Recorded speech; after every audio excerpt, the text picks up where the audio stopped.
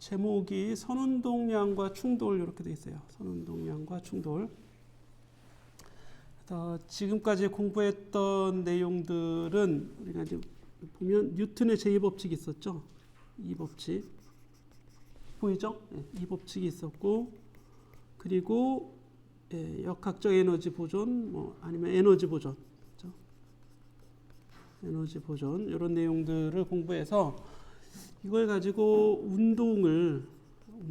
힘과 운동, 그래서 어떻게 운동할지를 해석하고자 하는데 목표가 있었던 거예요.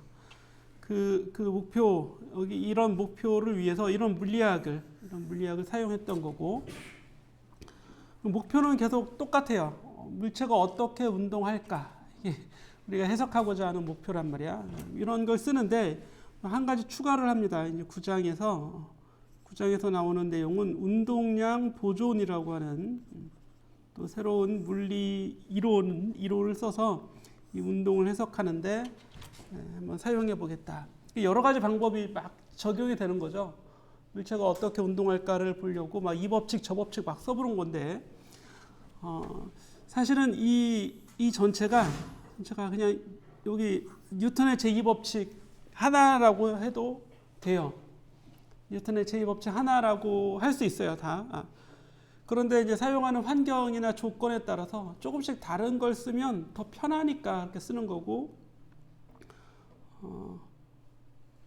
원리는 다 동일한 겁니다. 뉴턴의 제2법칙 원리는 다 동일한 건데, 한번 그럼 9장은 어떤 내용이 나오길래 이런 건지 한번 살펴보도록 하죠.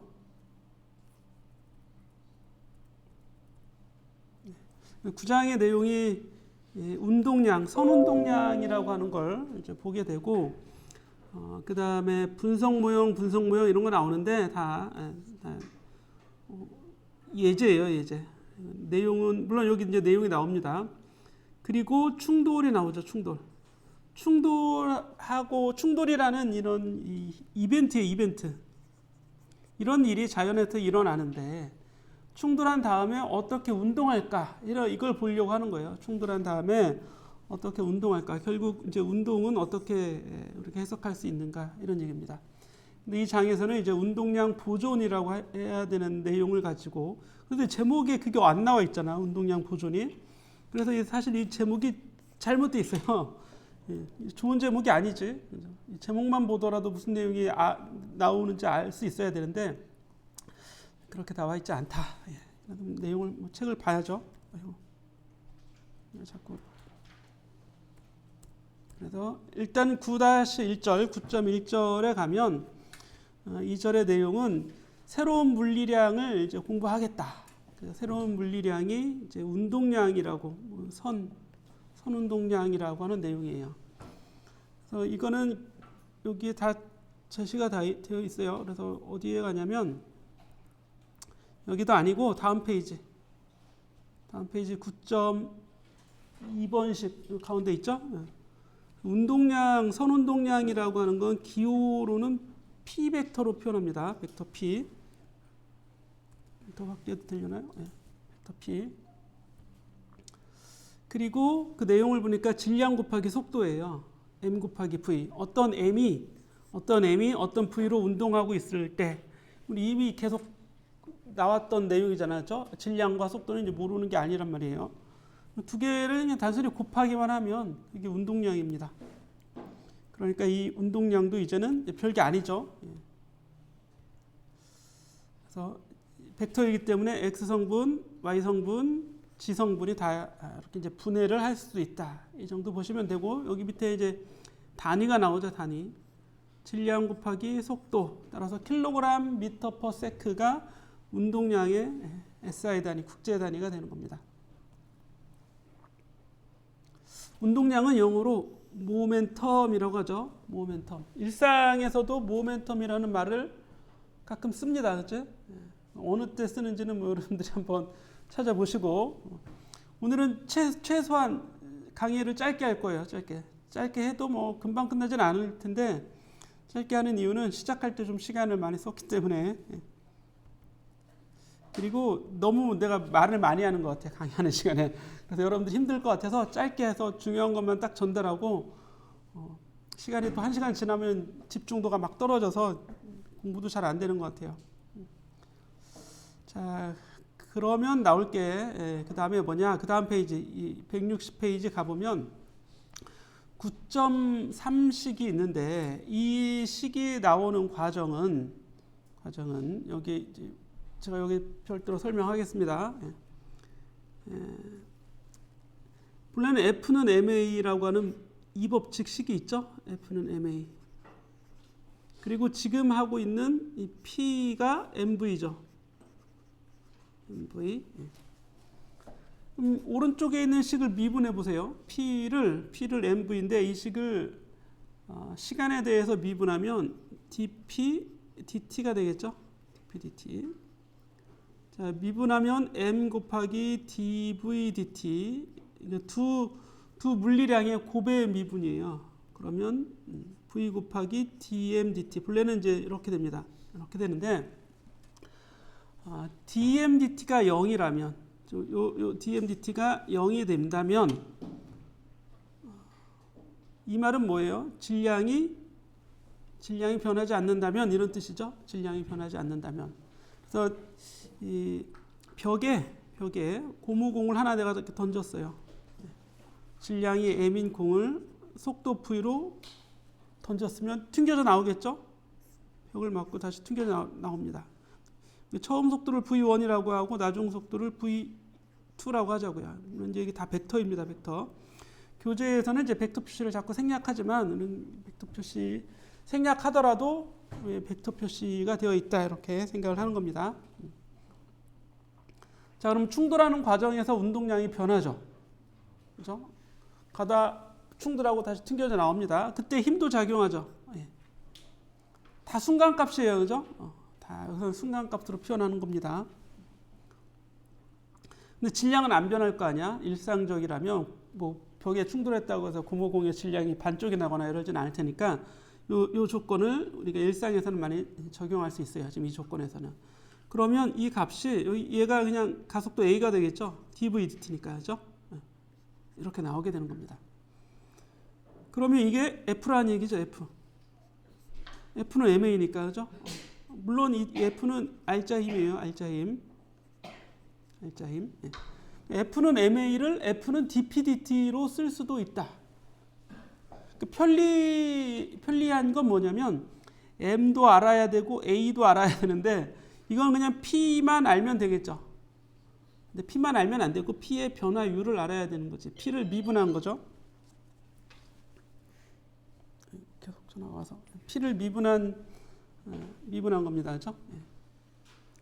그래서 F는 dP dt라고 뉴턴의 제2법칙을 새로 쓸 수 있어요. 이게 더 일반적인 겁니다. MA라고 F는 MA라고 쓰는 식은 M이 변하지 않는 경우에만 F는 MA라고 쓸 수 있고 만약에 요 값 얘가 막 변하고 있다 그러면 이게 변하고 있다 그러면 이것도 여기 적용해 줘야 돼요. 더 일반적인 건 F는 dP dt 이렇게 써줘야 됩니다. 이게 내가 그냥 고무공을 던진 게 아니라 여기 모래가 들어있는 고무공을 던졌는데 이 고무공에 구멍이 나서 모래가 질질 새고 있어. 그럼 막 고무공의 질량이 변하고 있는 거지. 그때는 얘를 0으로 두면 안 된다고요. 이거를.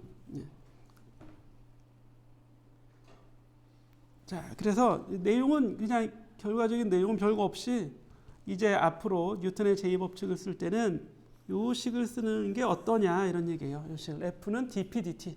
식도 간단해요. 그냥 외우세요. F는 dP dt. 이렇게.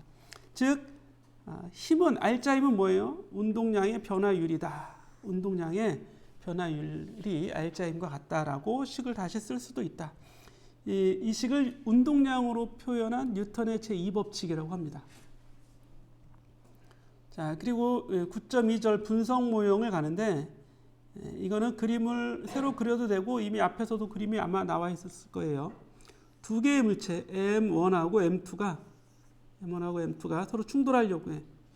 너는 M1은 V1으로 M2는 V2의 속도로 충돌 전에 이렇게 운동하다가 충돌합니다. 충돌하고 나서는 충돌하는 순간에는 공이 뭐 찌그러질 수도 있고 그렇죠? 이때 힘이 작용하죠.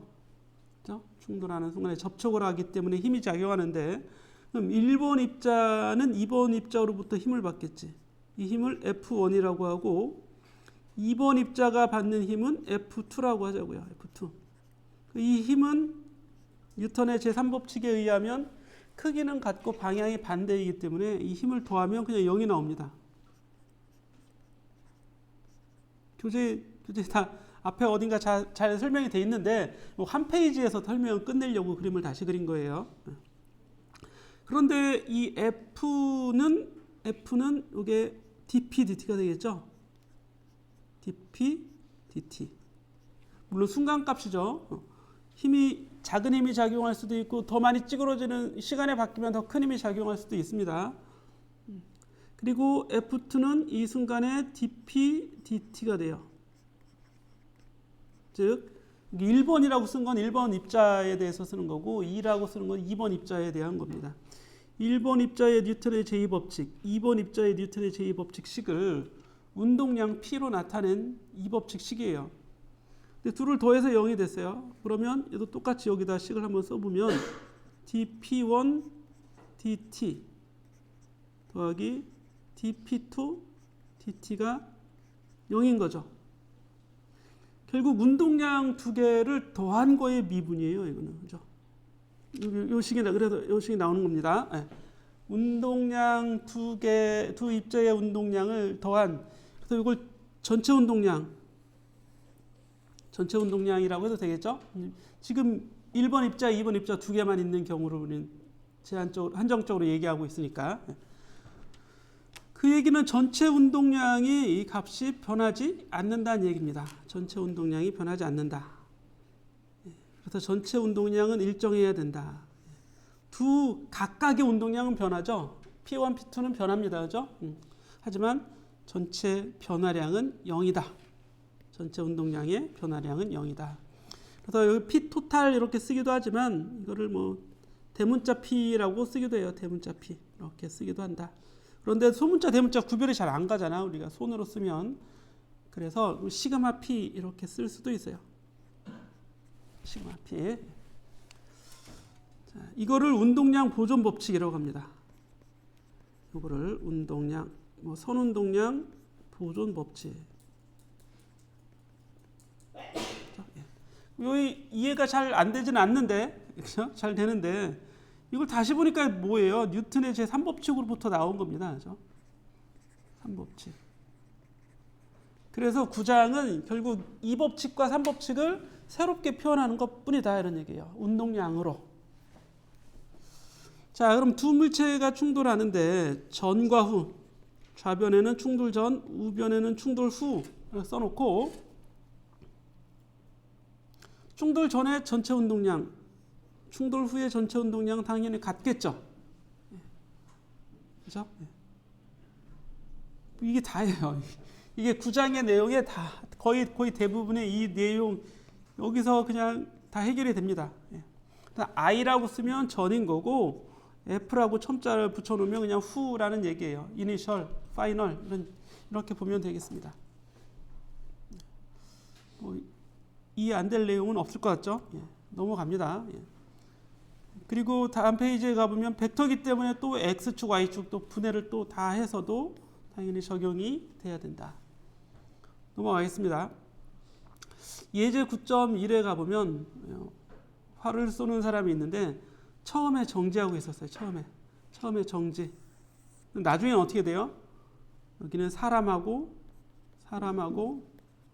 화살하고 분리가 되죠. 화살은 오른쪽으로 날아가고 사람은 왼쪽으로 날아가야겠지. 그렇죠? 왜 그러냐면 충돌 전에 전체 운동량이 제로입니다. 이게 분리이긴 하지만 물리에서는 분리도 다 충돌이라고 해요. 역충돌이라는 말을 쓰기도 하는데 화살이 오른쪽으로 운동량을 얻었으면 P 화살은 오른쪽이죠. 그러면 사람은 왼쪽으로 운동량이 있어야 두 개를 더해서 0이 나올 거 아니에요. 그렇죠? 그럼 운동량은 MV란 말이야. MV. 오른쪽으로 가는 운동량의 크기 MV하고 왼쪽으로 가는 운동량의 크기 MV는 크기가 같으면 되는 거지. 그렇죠? 이게 다예요. MV는 MV다 이거예요. 그렇죠? 화살을 여기서는 사람을 M1, 화살을 M2로 놨을 뿐입니다. 그냥 M1 V는 뭐 M2 V 이런 식으로 해주면 돼요. 별거 없습니다. 예제 보시면 너무 간단해서 그냥 이거죠. M1 V1은 M2 V2인데 벡터로 표현하니까 이게 방향이 마이너스가 있고 막 이런 거예요. 결과적으로. 그래서 V1의 방향은 V2의 방향과는 다를 거다 이런 얘기죠. 크기로 보면 그냥 M1 V1은 M2 V2입니다. 크기로 보면 하나는 오른쪽, 하나는 왼쪽이니까 방향은 반대인 거죠. 화살을 조금 위로 썼어요. 위로. 각도를 위로 해서. 화살을 이렇게 위로 쐈어. 그래도 화살은 저기로 가지만 사람은 왼쪽으로만 가야죠. 물론 사람이 약간 힘을 받아서 허리가 구부러졌다 펴질 수도 있긴 하겠지만 X성분만 봐야 된다면 얘는 X성분만 이렇게 생각해야 된다고요. 알겠죠? X성분 여기 세타에 코사인 세타에서 이렇게 보시면 되겠습니다. 자, 그 다음에 가는 건 163페이지로 갑니다. 다시 앞에서 고무공을 던졌는데 고무공을 이렇게 던졌는데 충돌하고 튀어나와요. 그렇죠? 이렇게 튀어나오죠. 그때 충돌하는 과정에서 힘이 작용합니다. 힘은 오른쪽 방향으로 작용하겠죠? 공에게 작용하는 힘을 얘기하는 겁니다. 벽이 왼쪽에 있는데 이 벽에 공이 탕 튕겨졌으니까 우리가 보기에는 공은 오른쪽으로 힘을 받을 거예요. 이 힘은 TI라는 시간에서부터 충돌이 시작해서 TF에서 충돌이 끝난다면 그 힘도 TI에서 시작해서 TF에서 그 힘이 끝나겠죠. 그때 힘이 이런 식으로 변했다고 가정하자. 이렇게 주어져 있어요. 이게 FT 그래프죠. 힘, 시간 그래프 또는 시간에 따른 힘을 나타내는 그래프인데 여기 색칠을 한 건 이 넓이에요. 넓이. 이 넓이를 충격량이라고 합니다. 이 넓이에 해당하는 양. 넓이이기 때문에 이걸 구하면 인테그랄 해서 적분해 줘야죠. 인테그랄 FDT죠. FDT. 시간이 TI에서부터 TF까지 이렇게 되겠네요. 그죠? 이거를 충격량이라고 하는 겁니다. 기호로는 충격량이 영어로 교재 보면 어디 나와요. 임펄스입니다. 임펄스.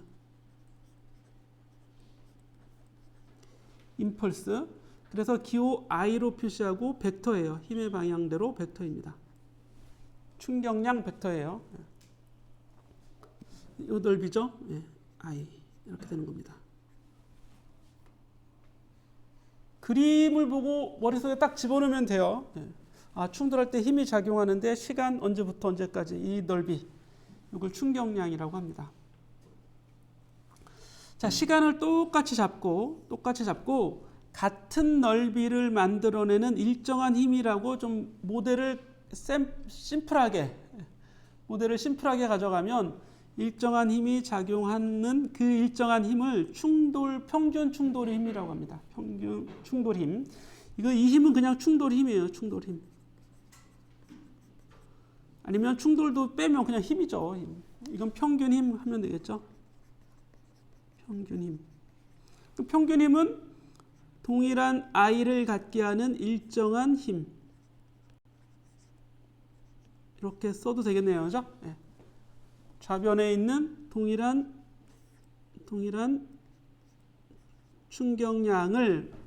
충격량과 동일한 크기의 충격량을 만들어내는 같은 시간 동안에 작용하는 일정한 힘. 말로 하니까 되게 불편하네요. 그죠? 넓이가 똑같은 높이. 평균 힘이죠. 말 그대로 평균입니다. 평균. 자, 그런데 이 식을 보면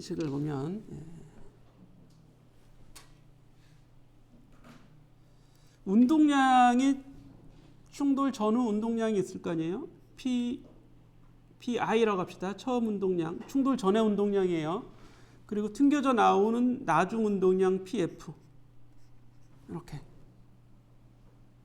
앞에서 우리는 뉴턴의 제2법칙을 F는 dPdt라고 간단하게 쓸 수 있었죠. 예, 이렇게.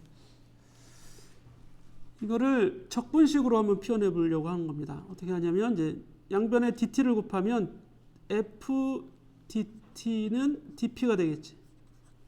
이렇게 되겠죠? 예. 그러면 이걸 적분해요. 그래야 충격량을 만들어낼 수 있으니까 이걸 만들어내려고 적분해 줍니다. 인테그랄, 여기도 인테그랄 똑같이 ti부터 tf까지. 그러면 이게 충격량이 될 거 아니에요? 그렇죠? 예. 다시 더 위로 안 올라가지네. 요게 충격량이죠. 얘는 뭐예요? 얘는 운동량의 변화량이에요. 그냥 그죠? dp 인테그랄 하면 pf-pi가 될 거 아니에요. 이건 pi에서 pf까지. 얘는 시간이 ti에서 tf까지. 시간 ti일 때 운동량을 pi라고 하는 거고, 시간 tf일 때 운동량을 pf라고 쓴 거잖아요. 그죠? 충돌 전의 운동량, 충돌 후의 운동량 이렇게 쓴 거라고요. 이렇게. 수학이죠, 수학. 이렇게 이제 전개하는 건 수학이고, 그래 놓고 보니까 좌변은 이게 충격량이고 우변은 운동량의 변화량이 됩니다. 그래서 이 넓이를 구했잖아요. 이 넓이를 구하면 이 넓이가 이 고무공의 운동량의 변화량과 같다는 걸 알 수 있어요. 다 벡터예요. 네, 벡터. 그래서 이걸 충격량, 운동량 정리라고 합니다. 충격량, 운동량 정리. 한 페이지에 다 끝내려고 책을 왔다 갔다 하면 힘드니까 이렇게. 이게 9.3절의 내용이라고요. 어떤 물체가 충돌할 때 가해지는 충격량은 이런 방법으로 구하는데 구해보니까 이건 이 물체의 운동량의 변화량과 같네라고 하는 식입니다. 그래서 이 P를 MV라고 쓰면 괜히 불편하잖아요. MF, VF, MIVR 불편하니까 그래서 P는 MV를 P라고 새롭게 쓴 거고, 좌변에도 FDT 적분한 거 불편하니까 기호로 그냥 I 써놓은 겁니다. I는 델타 P죠. I는 델타 P라는 식이 돼요. 자, 이렇게 해서 기억을 하시고, 그럼 이걸 이제 도대체 이거 가지고 뭐 하려고 하는 거야? 예. 다음 페이지에 여기 이 164페이지 얘가 결론이라고요. 결론. 그렇죠? I는 델타 P. 이게 충격량, 운동량 정리라고 한다. 자, 아래의 그림에 좀 당연히 이제 인형이라서 다행이네요. 그죠? 예. 충돌 실험을 하잖아. 자동차에 있는 충돌 에어백도 있고, 여기 안전벨트도 이렇게 있죠. 안전벨트도 있고 막 그래요. 이거 에어백 터지기도 하고, 이것들의 역할이 뭐냐면 안전벨트는 내 몸을 잡아주는 거지. 내가 튕겨져 나가지 않게. 그죠? 그냥 튕겨져 나가면 온몸이 다 자동차 앞에 다 충돌할 테니까 다 부서지겠죠. 예. 안전벨트를 만들어주고, 대신에 안전벨트를 너무 꽉 조여서 매면 답답하기도 하지만 충돌할 때 어떻게 되겠어요? 몸에 충격이 좀 커집니다. 그렇죠? 안전벨트 때문에 충격을 받을 거 아니야? 그래서 벨트가 살짝 늘어나게 해줘야 돼요. 그렇죠? 살짝 늘어나게. 그래야 이 충돌하는 시간이 좀 길어져서 힘이 좀 약해집니다. 그 식이 바로 이 식이에요. F 델타 T는 델타 P. 그러니까 이제 평균 충돌 힘으로 나타낸 충격량을 이렇게 쓸 수 있다면 이렇게 일정한 운동량 변화량에 대해서 충돌하는 시간이 길어지면 충돌 힘은 줄어들 수 있겠죠. 그렇죠? 에어백도 마찬가지죠. 에어백이 없으면 휠에 그냥 머리가 딱 부딪혀서 산산조각이 나실 거야. 그렇죠? 예. 그러니까 풍선을 만들어서 풍선이 쭉 이렇게 찌그러지는 시간을 충돌하는 시간을 길게 가져가 주는 거지. 그러면 힘은 좀 약해질 테니까, 그죠? 이런 원리가 간단하지만 우리가 다 작용하는 그런 원리죠. 캐치볼 할 때 우리가 공을 글러브로 받는데 맨손으로 받으면 아프죠. 글러브로 받으면 안 아픈 건 그러니까 충격을 여기서 흡수해주고 있기 때문에 그런 거고, 또 맨손으로 이렇게 잡는다고 하더라도 잡으면서 손을 뒤로 이렇게 잘 끌어당기면서 충돌하는 시간을 길게 가져가주면 충돌 힘을 좀 줄여줄 수 있습니다. 다 동일한 원리가 되는 거죠. 자, 그런 얘기예요. 이 페이지의 내용은. 예제 9.2도 풀어보면 평균힘 구하라 이런 얘기니까, 평균힘을 구하려면 충격량을 알아야 되겠죠. 내용은 이렇게 되는 거예요. 평균힘 곱하기 충돌하는 시간, 이거잖아요, 그죠? 이 내용인데, 얘를 모르면 충돌 시간도 모르고, 시간은 나와 있네요. 이렇게 나와 있어요. 근데 충격량은 인테그랄 FDT에서 구해줘야 되는데 이게 안 나와 있잖아요, 그죠? 이러면 얘를 대체적으로 뭘로? 델타 P로 가져다 쓰면 된다, 이런 얘기입니다. 운동량의 변화량과 같을 테니까 이 값을 직접 구할 필요 없이 얘를 주어진 이 값만 갖다 놓고 계산하면 되겠죠. 그런 얘기가 이제 예제 9.2가 되는 겁니다. 그래서 전 속도, 후 속도 나오죠, 항상, 그죠? 전후 나와요. 충돌에서는 항상 전후 해놔야 돼. 충돌 전의 상황, 후의 상황. 때로는 이 과정 중에도 나옵니다. 충돌 과정, 얼만큼 찌그러지고 있을 때 막 이럴 때도 나와요. 자, 속도니까 벡터가 돼서 마이너스 15, 여기는 더하기 2.6, 이런 식으로 이제 주어지는 거죠. 그래 놓고 결과를 보니까 어때요? 충격량을 운동량의 변화량으로부터 구하는 거죠. MV, 그죠? 그래서 구해주면 부호를 유의해야 돼요. 나중은 플러스고 처음은 마이너스인데 빼주라고 했으니까, 여기 빼기, 그죠? 빼주라고 했으니까 전체적으로 더하기가, 크기는 더하기가 돼야겠네요. 그래서 평균힘을 구하는 겁니다. 충격량 나누기 시간을 통해서. 좀 빠르죠? 빠른데 내용은 I는 델타 P 이거 하나 가지고 하는 거예요. 얘는 어떻게 구한다? F 평균 충돌힘으로는 이렇게 구한다는 얘기예요. 해보시고 여기까지 해서 이게 이제 전반부의 내용이 다 된 거예요. 전반부 9장의 전반부.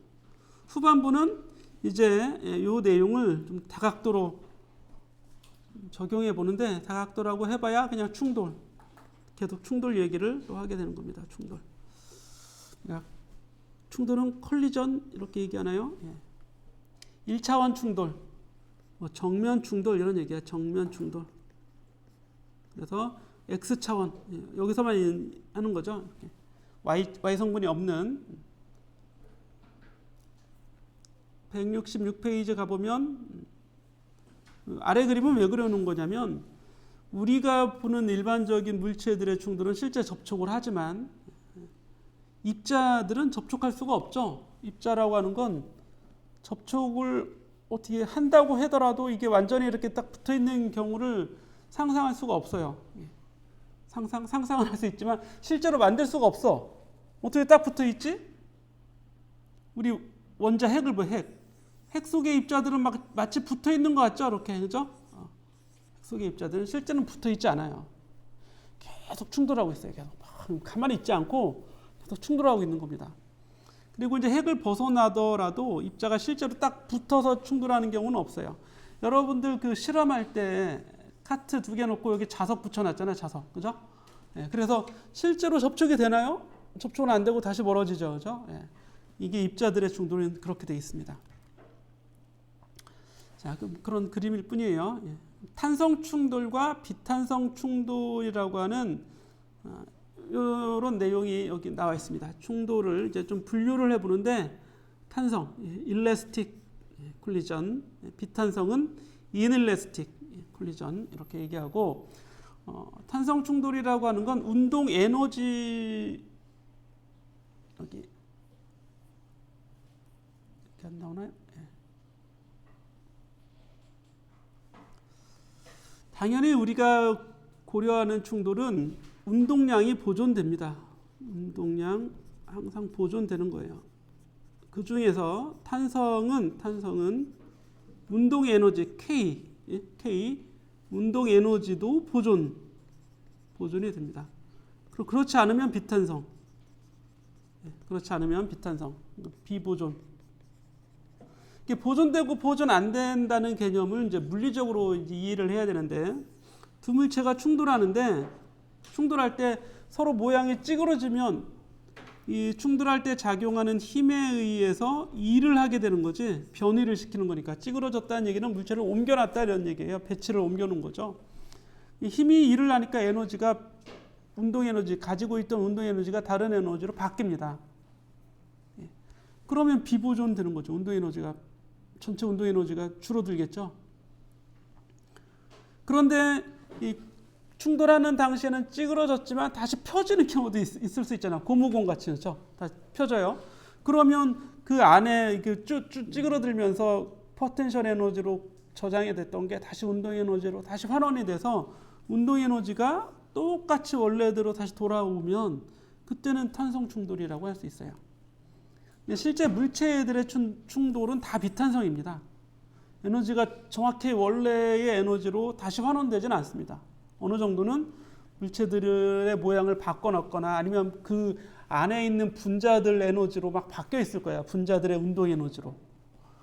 우리가 커다란 물체의 운동 에너지를 얘기할 때는 분자들의 운동 에너지를 얘기하진 않아요. 그 내부 에너지라고 하는 거. 내부 에너지. 그래서 그런 에너지는 물체의 온도를 증가시킬 수 있습니다. 충돌하면서 뭐 열이 발생할 수도 있고 이런 거죠. 그래서 모든 충돌은 다 비탄성 충돌인데, 그렇지 않고 이제 입자들이 있죠. 솔입자. 입자 하나는 그 입자 속에 다른 입자가 들어있을 수 없잖아요. 그때는 탄성 충돌이라고 보는 거예요. 그리고 근사적으로는 이런 이제 딱딱한 공이나 고무공이나 이런 말랑말랑한 고무공, 모양이 변하지 않는 이런 것들, 변했다가도 다시 돌아오는 이런 것들은 이제 탄성 충돌로 근사적으로는 볼 수 있어요. 자, 그리고 이제 완전 비탄성이라는 충돌도 있는데, 이 완전 비탄성은 결합할 때, 결합하는 거예요. 두 물체가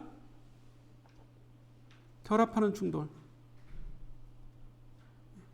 박히거나 이제 붙어버리는 거죠.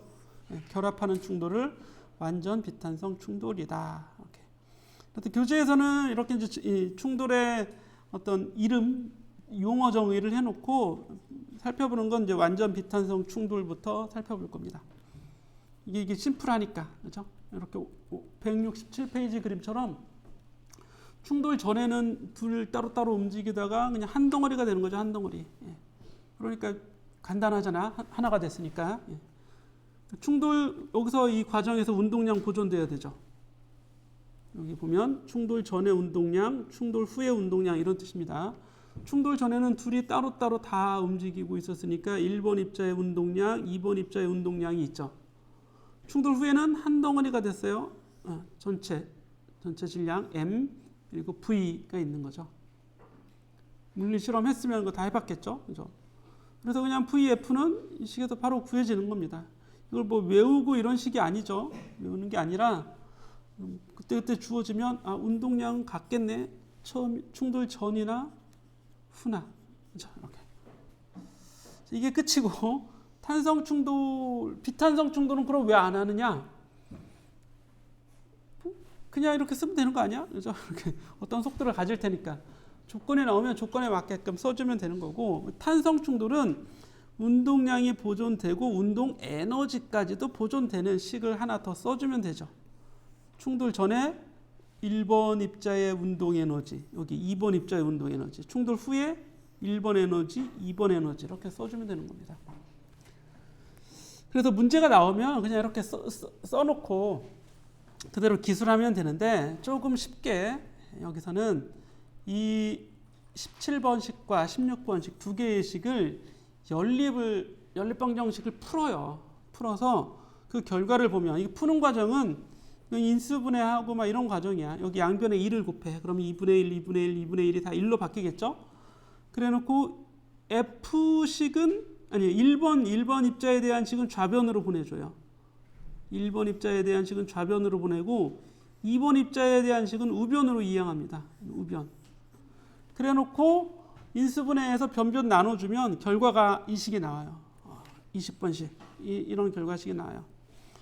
그래서 요 과정은 내가 뭐 고등학교 때 수학을 안 했다 그러면 연습을 하겠다 그러면 한번 해보시고, 이 결과식을 또 암기라고 할 것도 없는데 이건 상대속도식이에요. 상대속도. 우리 앞에서 상대속도 공부했었죠. 그래서 V1-V2인 거예요. 그냥 V1-V2. 이거의 의미가 뭐예요? 2번이 본 1번의 속도란 얘기죠.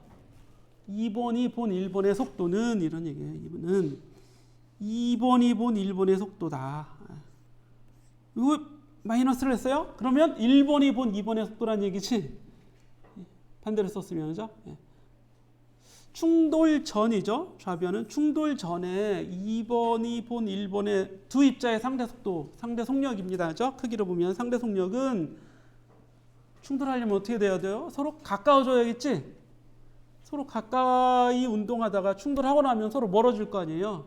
그래서 가까워지는 속력은 멀어지는 속력하고 똑같다 이런 얘기입니다. 간단하잖아요. 그죠? 그렇지 않고 그냥 이걸 무작정 외우려고 그러면 이거 어떻게 감당해. 그죠? 여러분들이면 감당할 수 있겠지만 나는 안 돼요. 자, 그래서 상대 속력이 같은데 방향은 당연히 반대가 되겠죠. 그것만 잘 알고 있으면 됩니다. 그런데 이거를 막 이런 복잡한 식이 막 나오고 막 그러잖아. 이걸 뭐 외우려고 하는 사람들이 있어. 이거를 큰일 납니다. 그죠? 암기 대회 나가는 것도 아니고 그럴 필요가 전혀 없어요. 외우면 좀 쉽지 않겠습니까? 전혀 쉽지 않습니다. 예를 들어서 연습 문제에 이 16번 문제를 좀 풀어보려고 해요. 연습 문제 16번. 탄성 충돌 문제가 별로 없어 우리 교재에. 탄성 충돌이라고 가정할 때 예제에도 탄성 충돌 문제는 없었어요. 자, 초속 5m로 움직이는 당구공이 정지에 있는 같은 질량의 당구공과 부딪히는데 30도의 각도로 이거 2차원 문제네. 2차원 문제. 1차원 문제가 있으면 좋을 텐데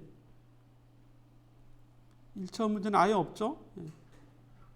탄성 충돌 문제가 하나 문제를 만들어야 돼. 문제가 없어서. 예를 들어서 여기 수레가 이렇게 하나 있는데 얘는 1kg의 질량이고 여기 있는 수레는 2kg의 질량이에요. 이놈이 초속 10m로 움직여. 충돌 전에 얘는 초속 4m로 움직인다고 할까요? 4m. 그럼 충돌 후에는 어떻게 되겠어요? 이게 탄성 충돌이라면 충돌 후에 A의 속도 V1을 구하고 A의 속도 V2를 구해라. 이런 문제라면 어떻게 해야 돼요? 탄성 충돌이니까 어쨌든 충돌이니까 운동량 구해야겠죠. 그러면 운동량 P를 구합니다. 저 뒤에도 다 보이죠? P를 구하면 1 곱하기 10이죠. 10. 단위 생략하고 얘는 2 곱하기 4니까 8이에요. 18이네요. 그죠? 그럼 나중에 어떻게 돼? 1 곱하기 V1 더하기 2 곱하기 V2 이렇게 써줘야 되죠. 질량, 속도, MV. 운동 에너지도 구해줘야 됩니다. 탄성 충돌이니까 2분의 1 곱하기 10의 제곱 2분의 1 곱하기 2 곱하기 4의 제곱 이렇게 운동 에너지 구하고 2분의 1 곱하기 V1의 제곱 2분의 1 곱하기 2 곱하기 질량 2 곱하기 V2의 제곱해서 이거 두 개 연립방정식을 풀어줘야 V1, V2를 구할 수 있겠죠. 이렇게 구하면 짜증난단 말이야. 내가 곱하기 이런 거 구하러 대학에 왔나? 이런 거 하러 온 거야. 그치? 이렇게 제곱이 나오면 귀찮으니까 이렇게 하지 마시고 방법은 충돌 후에 1kg의 속도를 아예 V로 두세요. V. 얘는 구해야 돼. 그러면 2kg의 속도는 얼마가 되겠어요? 이 속도는 이걸 V로 표현할 수 있다고요. 이 충돌 전에 상대 속력이 얼마예요? 6이죠, 6. 그죠?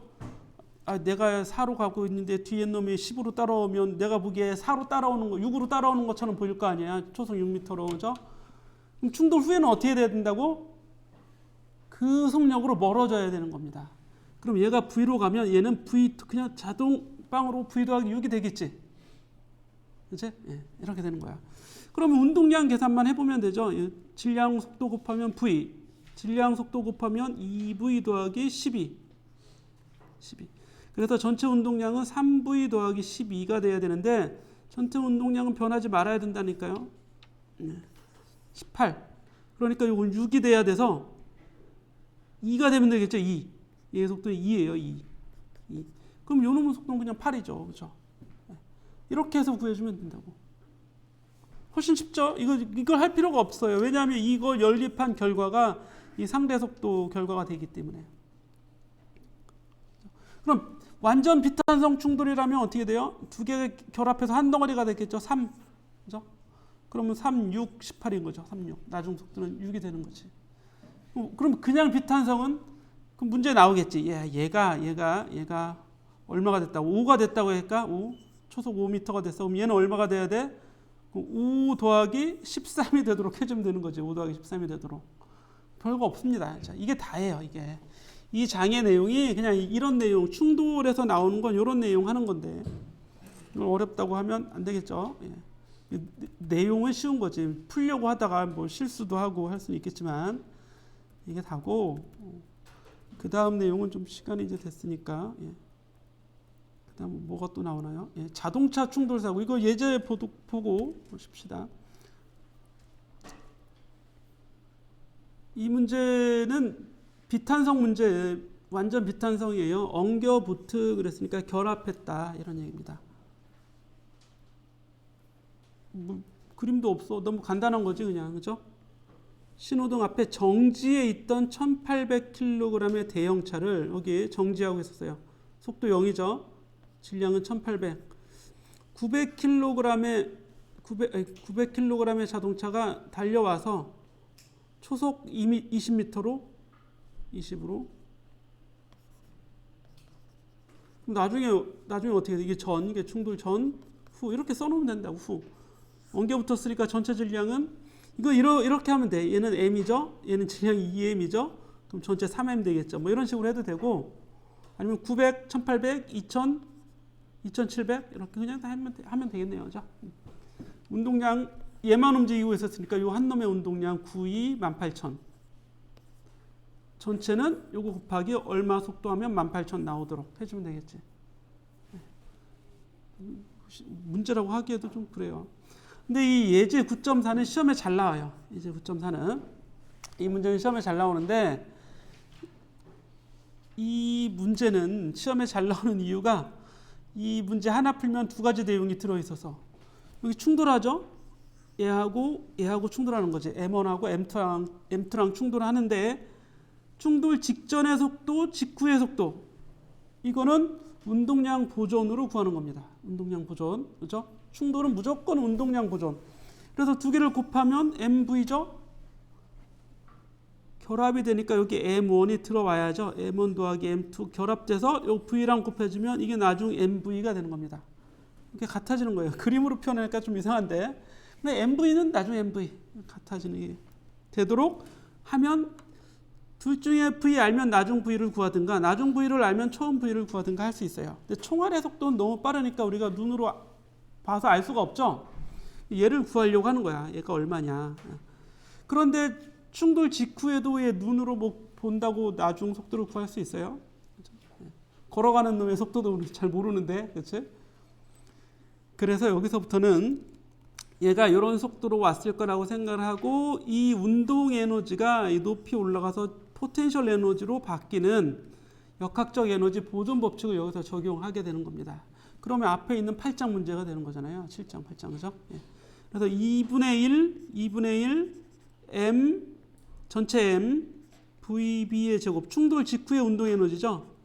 이거는 다 올라가다 멈췄을 때의 mg h랑 같아지게 되는 거잖아요. 그죠? 예. 그래서 h는 우리가 여기 뒤에 자를 이렇게 갖다 놓고 자를 가져다 놓으면 얘가 딱 멈췄을 때 순간적으로 이거 눈금을 읽을 수 있어요. 아니면 뭐 비디오 카메라로 찍어서 정지했을 때 눈금을 읽으면 높이는 알 수 있다고. 높이를 구했다는 얘기는 이런 식에서 VB를 구했다는 얘기고, 여기서 VB를 구했다는 얘기는 총알의 속도까지도 구해볼 수 있는 거지. 그런 얘기입니다. 그래서 충돌 당시에는, 충돌 과정에서는 운동량 보존, 그 이후에는 역학적 에너지 보존을 적용하면 돼요. 근데 가끔 이제 이런 실수를 하는 사람이 있어. 이게 뭐냐면, 이 처음에 운동 에너지가 있었겠지? 총알의 운동 에너지, 그렇죠? 2분의 1 m1 v1 a 제곱. 이게 나중에 포텐셜 에너지로 바뀌는 거 아니야? m1 더하기 m2 gh. 이렇게 하면 이제 망하는 겁니다. 그죠? 예. 에너지 보존 된다면서 안 되죠. 에너지 보존은, 역학적 에너지 보존은, 충돌 과정에서 역학적 에너지 보존은 안 됩니다. 그죠? 탄성 충돌만 보존이 되는 거예요.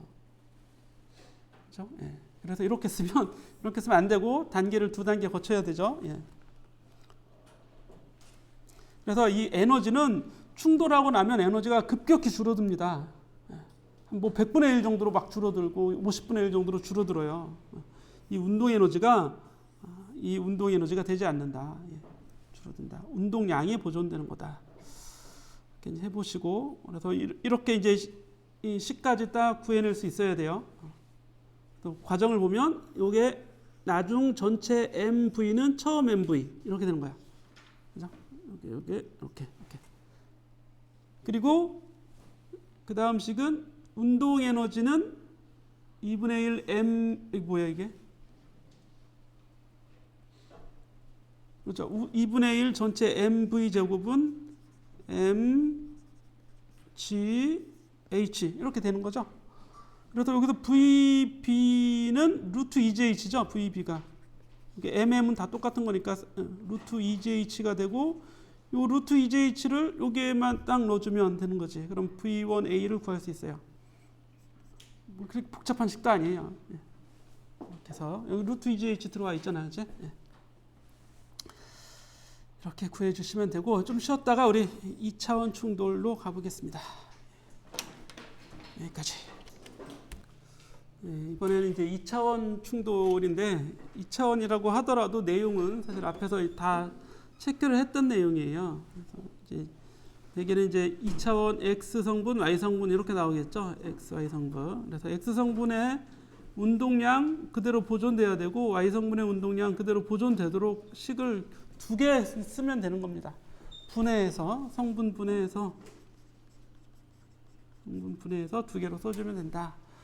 교재에는 또 이걸 다 써놨죠. X 성분의 충돌 전의 운동량, 충돌 후의 운동량. 이게 이제 이거 후가 되는 거고. 여기 1번 입자, 2번 입자, 1번 입자, 2번 입자. 여기 이제 X 성분, 여기 이제 Y 성분 이렇게 되는 거죠. 네. 내용만 뭐 알고 있으면 됩니다. 그리고 171페이지에 가보면 이거의 예로 우리가 뭐 이걸 무슨 스치는 충돌? 스치는 충돌.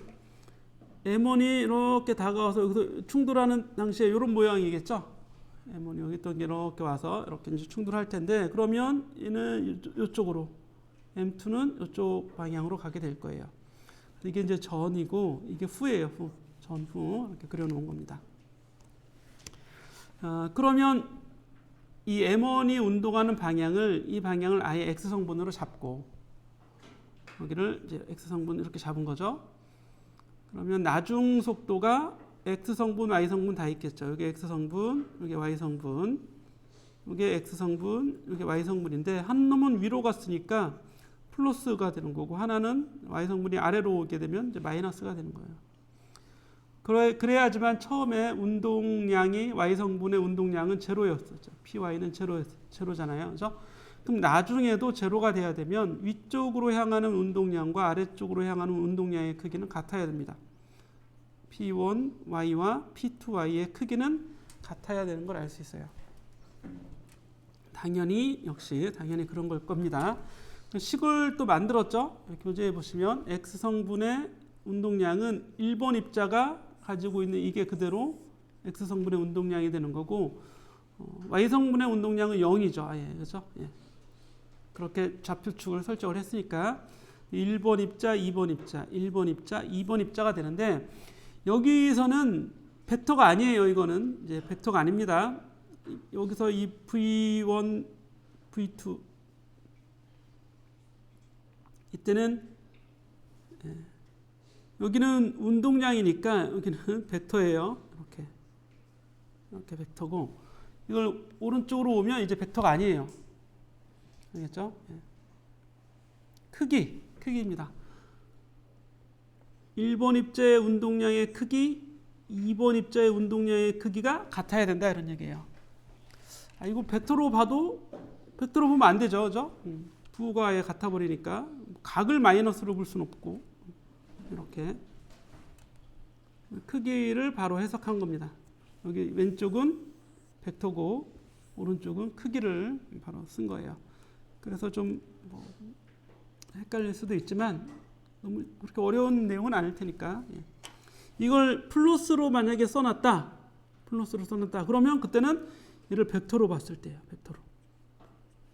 그죠? 벡터. 그때는 그걸 구별 못할 일은 없겠죠. 그리고 이제 이게 탄성 충돌이라면 운동 에너지 1번 입자의 운동 에너지 2번 입자는 정지하고 있었으니까 운동 에너지 애초에 없었고 나중에는 둘 다 움직일 때 운동 에너지 같아야죠. 이렇게 해놓고 그냥 끝을 내버렸어요. 교재는. 근데 이거를 이 세 개의 식이죠. 25, 26, 27을 연립방 정식을 풀면 어떤 결과가 나오냐면 요 세타하고 파이를 더한 이 값이 90도가 나와요. 90도 직각. 탄성 충돌이 되면 이걸 놓고 연립방 정식을 풀면 직각이 나오게 됩니다. 그럼 또 뭔가 이제 세타를 알면 파이가 저절로 알 수 있겠죠. 그럼 또 문제를 풀기가 쉬워진다고요. 근데 이걸 푸는 문제는 잘 출제되진 않지만 상식이라고 해야 될까? 알고 있으면 더 모르는 것보다 낫겠지. 자, 그래놓고 탄성 충돌 문제는 안 나와요. 문제가 복잡하니까 안 나온다고. 이거 다 완전 비탄성 문제죠. 결합됐어요. 서로 붙어간다. 1500kg 초속 25m로 요거죠. 요거. 얘는 질량이 2500kg 무거운 거 위로 20으로. 그럼 얘는 X성분, 얘는 Y성분 두면 되죠. X성분, Y성분. 그럼 전체 질량은 4000이죠. 4000. 이렇게 4000kg. 그래서 운동량이 4000 곱하기 질량 곱하기 VF의 코사인 세타. 이러면 X성분의 운동량이 되는 거고 4000 곱하기 VF의 사인 세타. 그러면 이건 Y축의 운동량이 되는 거죠. 그죠? 충돌 후에. 근데 충돌 전에도 동일해야 됩니다. 근데 충돌 전에 얘가 가진 운동량이 이 값이 돼야 돼요. 그죠? X성분은 X성분대로 보존이 돼야 되고 얘가 가진 운동량은 이 값하고 같아야겠죠. 이렇게. Y성분은 Y성분대로.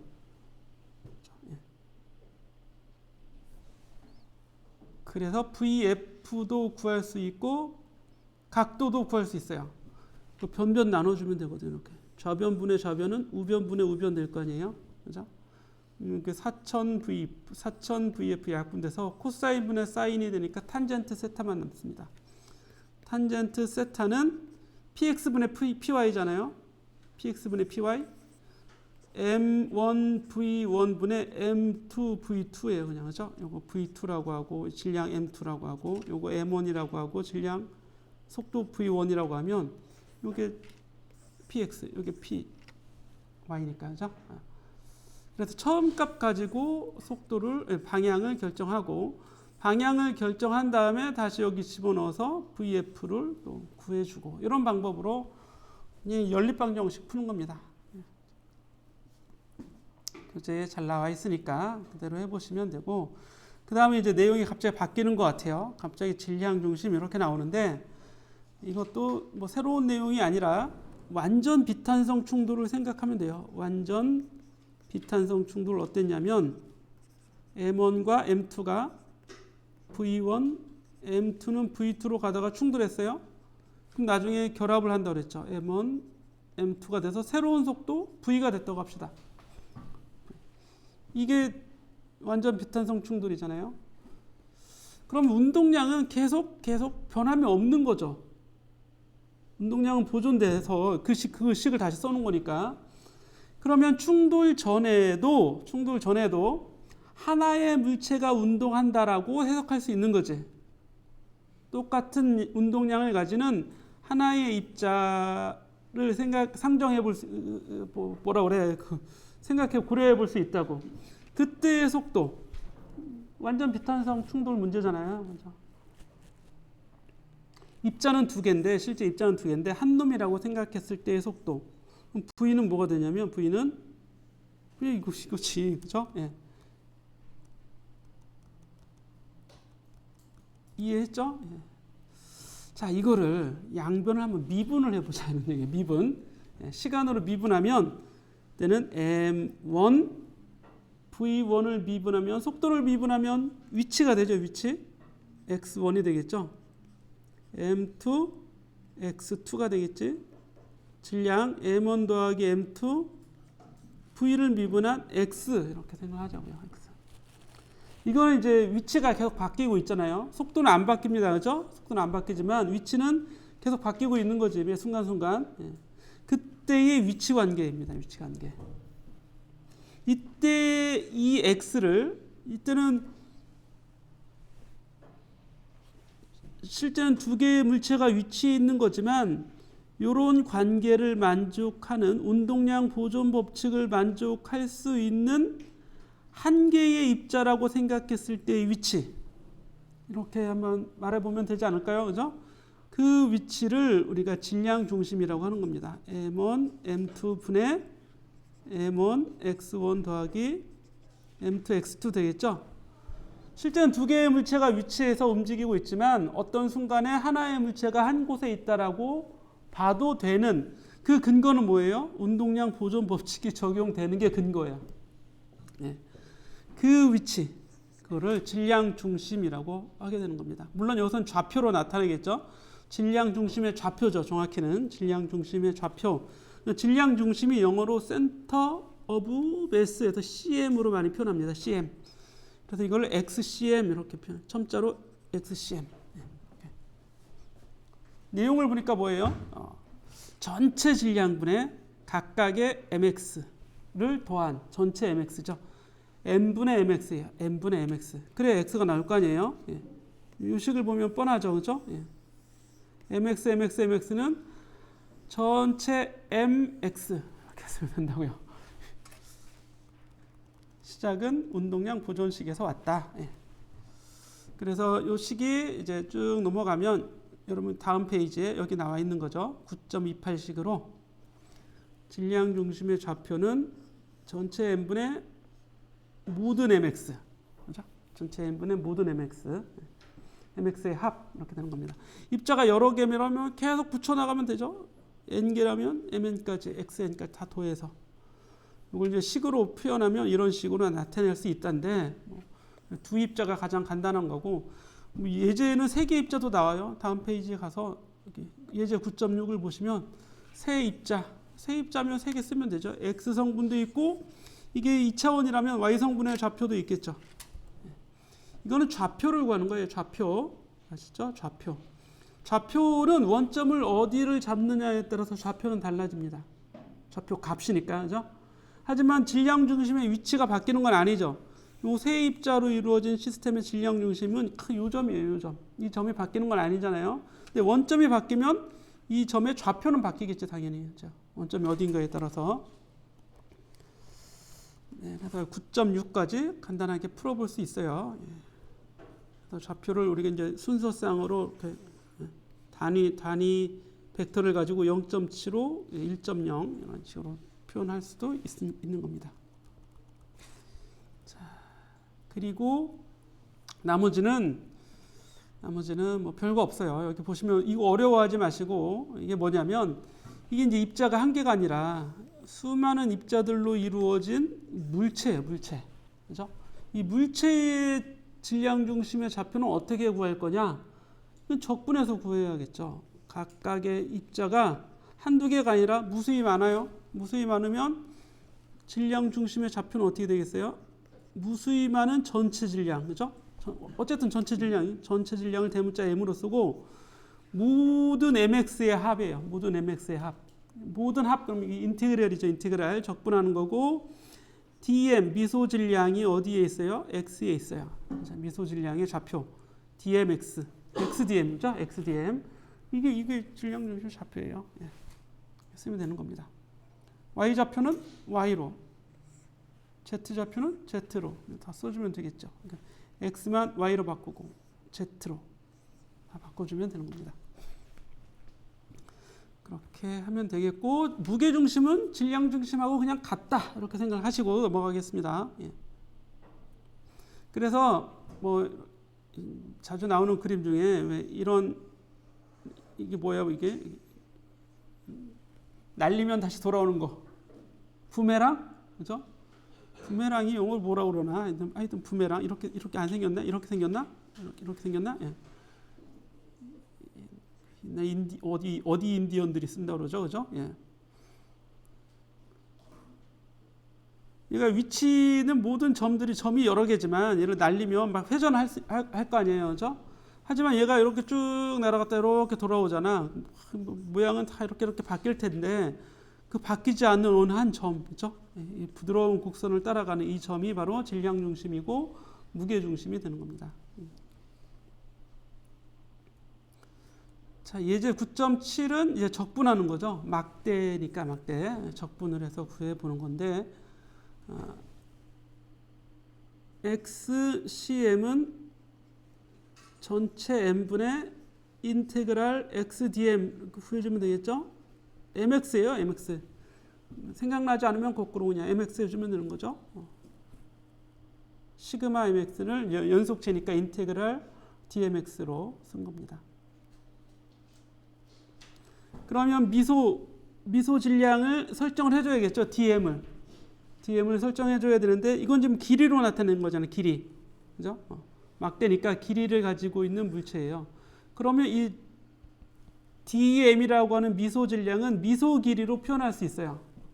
미소 길이. 굳이 미소 길이로 표현하는 이유는 얘 밀도가 균일하다면 밀도를 뭐 선밀도예요. 선밀도. 이걸 선밀도로 갑니다. 선 질량 밀도를 줄여서 선밀도라고 한다고. 전체 길이분의 전체 질량 균일하다면 밀도가 균일하다면 본래는 이제 부피분의 질량을 일반적으로 밀도라고 하는데 이건 이제 선 밀도니까 전체 선의 길이분의 질량을 얘기하는 거예요. 그래서 전체 길이분의 전체 질량 대문자 m 이렇게. 그런데 균일하지 않은 경우도 문제로 낼 수 있어요. 균일하지 않으면 그때는 특정 부위의 질량 나누기 그 특정 부위의 길이가 되겠죠. 그죠? 람다는 dm dx 이렇게 표현해 줘야겠지 본래는. 요 위치에서의 밀도가 뭐가 돼요? 길이분의 질량이라고. 길이 dx분의 질량 dm. 그게 그 부분에서의 람다예요. 따라서 dm은 람다 dx라고 쓸 수 있어요. 그죠? 요 dm을 람다 dx로. 그러면 이 x를 적분하면 되니까. 그죠? 여기 m을 적분 변수를 m으로 놓고 보면 이 x가 m에 관계하는지 안 하는지를 명시적으로 알 수가 없지만 이 dm을 람다 dx로 놓고 보니까 이 x가 상수가 아니라는 걸 알 수 있는 거죠. 그죠? 그런데 이 람다도 그럼 상수냐 아니냐를 판단해 줘야 된다고. 람다가 상수냐? 이 얘기는 일정하냐? 일정하면 앞으로 그냥 밖으로 빠져나오는 거죠. L분의 M이라고 두면서. 근데 일정하지 않으면 문제가 되는 거지. 지금 이 문제는 일정한 거예요. 일정한 거니까 별게 아니라고. 그냥 X만 적분해 주면 되죠. 람다 앞으로 빼내서 여기 람다 앞으로 빼내서 인테그랄 앞으로 빼내서 X를 적분하면 2분의 X제곱이잖아요. 이렇게 해서 그냥 나타낸 거예요. 이게 아주 간단한 거예요. 당연히 뭐야? 질량이 균일하면 질량 분포가 균일하면 길이 L인 막대의 무게중심, 질량중심은 정 가운데겠지. 안 풀어도 아는 거잖아요. 그죠? 그런데 이런 경우도 있어요.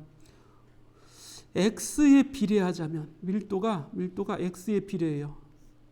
오른쪽으로 갈수록 밀도가 더 커져. 예를 들어서 람다는 뭐 6X야. 6X? 이러면 이제 문제가 달라지는 거죠. 그러면 람다를 여기 6X라고 넣어주면 되는 겁니다. 그럼 어떻게 돼 있어요? n분의 6이 상수가 되고 여기 n분의 6이 그렇죠? 6x의 제곱을 적분해 줘야겠죠. 이렇게. 그죠? 그럼 6x 제곱은 2분의 3x의 세제곱인가요? 2x의 세제곱. 적분하면 2x의 세제곱이죠. 그럼 x는 어디서부터 어디까지냐면 0부터 이 l까지 이렇게 x의 범위를 또 설정해 줘야죠. 여기는 그런 식으로 돼 있죠. 0부터 l까지. 그래서 2x의 세제곱을 0부터 문제가 이제 답이 바뀌는 거야. 그러면 이게 n분의 6하고 2x의 세제곱을 0부터 l까지 적분해서 요거로 답이 바뀌는 거죠. 그렇죠? 이렇게. 시험에 난 적이 있어요. 이렇게 이런 식으로. 보시고 뭐 과제 문제 나올 테니까 그때 이런 문제 나왔다 이렇게 보시면 됩니다. 그게 B번이네요. 그게 B번. 람다는 알파 X다. 예제에 나왔던 거네. 이렇게 보시고 7절은 뭐 새로운 게 없어요. 넘어가면 됩니다. 지금까지 공부한 게 뭐 질량 중심의 속도 그랬는데 이거는 그냥 완전 비탄성 물체라고 해석을 해서 나오는 결과하고 동일한 결과고 가속도는 0이죠. 일정한 속도로 다 운동하고 있는 거니까 충돌 전에 일정한 속도로 운동하다가 충돌 후에 속도가 바뀌긴 했지만 물론 그 과정에서는 가속이 되는 거예요. 그 과정에서는 충돌하는 미세 아주 짧은 시간 동안에는 자, 그래서 이렇게 보시고 로켓의 폭발 이렇게 있는데 로켓이 세 조각 난 거예요. 세 조각. 고도 1000m, 속력 300m로 가던 로켓이 세 조각이 나서 1번 입자, 2번 입자, 3번 입자. 1번 입자의 속력, 2번 입자의 속력과 속도 이렇게. 그럼 3번 입자는 운동량이 보존되게 써주면 되겠죠. X성분의 운동량 보존되게, Y성분의 운동량 보존되게 써주면 됩니다. 그렇죠? 그냥 식으로 굳이 얘기하면 충돌 전에 즉 입자 한 개 있을 때의 X성분의 운동량은 1번 입자 X성분, 2번 입자 X성분, 3번 입자 X성분의 운동량 다 합과 같아야 되고 Y성분도 동일한 방법으로 써주면 되겠죠. 이렇게 해주면 됩니다. 이런 경우도 있어요. 이게 로켓이 지금 연직으로 발사된 로켓인데 그렇지 않고 이제 포물체로 발사된 로켓이 이렇게 잘 가다가 여기서 어디선가 폭발했어요. 로켓이. 그러면 세 조각으로 갈라져서 이렇게 어딘가에 있겠지. 얘는 이쪽으로, 얘는 한 놈은 뭐 뒤로 날아갈 수도 있고 그래요. 그러면 나중에 어떤 순간에 각각의 속도를 구하라 막 이렇게 복잡하게 문제가 나올 수도 있다고. 이럴 때는 이렇게 생각하면 돼. 얘가 이제 여기서 이게 포물체 운동이죠. 포물체 운동 이렇게 되는 겁니다. 이렇게. 얘는 어디 떨어지고 얘는 어디 떨어지면 얘는 어디 떨어질까 이제 이런 문제가 나오는 거예요. 이렇게. 그때는 이제 충돌 어떤 분리죠. 분리 직전의 운동량을 구해야죠. X 성분의 운동량, Y 성분의 운동량 두 개 있었겠죠. 충돌 분리 직전. 직후에도 똑같아야 돼요. 1번 입자의 운동, 2번 입자, 3번 입자 이렇게 X 성분, Y 성분, 3번 입자 이렇게 P1Y, P2Y, P3Y 이런 식으로 해서 구해주면 각각 하나하나씩 따로따로 생각할 수 있는 거야. 하나는 여기 떨어지고 이렇게 날아가고 하나는 뭐 이런 방향으로 날아가고 그럼 세 개를 다 해석해 줘야 되죠. 그렇죠? 이때는. 그래도 어쨌든 뭐 그 점에서 새롭게 던져진 물체의 운동이 되는 것뿐입니다. 이것도 아마 과제에 포함이 되어 있을 거예요.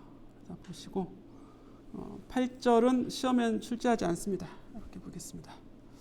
연습 문제에 가보시면 이런 그림 나오죠. FT 그래프죠. FT 그래프. 충격량이네요. 이 넓이가. 이렇게 해석하는 겁니다. 넓이 구해서 충격량 해석해 보시고 이것도 그렇죠. FT, 요 넓이가 충격량이 된다. 자, 그리고 이런 12번 문제 그림으로 잘 나와요. 이거 앞에서 탄동진자 문제랑 같은 문제죠. 그런데 지금은 관통했어요. 관통. 그러면 그냥 비탄성 충돌입니다. 그렇죠? 결합은 하지 않았으니까. 그럼 이 얘만의 속도를 구해낼 수도 있겠죠. 예. 운동량 보존 법칙 적용하시고. 그리고 이런 문제 같은 경우는 이제 질량 중심의 좌표를 구하는 건데, 이런 경우에 질량 중심의 좌표는 이렇게 해석하는 방법이 여러 개 있어요. 어떻게 해석하냐면 이하고 똑같은 두 칸짜리 막대 얘 각각의 질량 중심을 구합니다. 이렇게 구할 수 있겠죠? 각각의 질량 중심. 그렇죠? 이렇게 해서 입자로 해석하는 겁니다. 입자. 그런데 이렇게 하지 않고 그냥 하나하나 여기 하나, 여기 하나, 여기 하나, 여기 하나, 여기 하나. 그러면 괜히 너무 많은 조각을 낸 거잖아. 불편하겠지? 그러지 말고 방금 전처럼 똑같은 거 질량을 다 똑같이 하면 여기 질량 중심이 뻔하죠. 이렇게 해서 세 입자를 해도 되고, 간혹 이런 사람들도 있어요. 이거 하나 하고 요거 하나, 요거 하나. 세 조각을 내긴 했는데 질량이 다 다르게 세 조각을 낸 거지. 그치? 그럼 또 불편하죠. 그죠? 요거 M, 얘는 2M, 얘는 3M 이렇게 놓고 봐야 되니까. 되도록이면 질량이 같도록 한번 조각을 내보는 게 좋고, 그렇게 안 된다 그러면 뭐 질량 다르게라고 해서 그냥 입자로 해석하면 됩니다. 이게 연속제니까 뭐 적분하려고 하지 마시고. 자, 그리고 이제 22번 문제가 이게 이 F는 dP dT로 해석해야 되는 문제입니다. 이게 M dV dt 더하기 V dM dt예요. 이 문제는 dV dt가 0이고 얘가 있는 문제입니다. 오히려 반대예요. 22번. 물이 계속 힘이 가해지고 있는 거니까 속도는 일정해서 속도의 변화가 없는 겁니다. 그럼 힘이 없는 것처럼 보이지만 이건 질량 변화가 있는 거죠. 일정한 질량이 계속 토출되고 있는 거니까 이렇게 보는 게 좋겠어요. 나머지는 뭐 혹시 어려운 게 있으면 또 질문 남겨주시면 해결해 보겠습니다.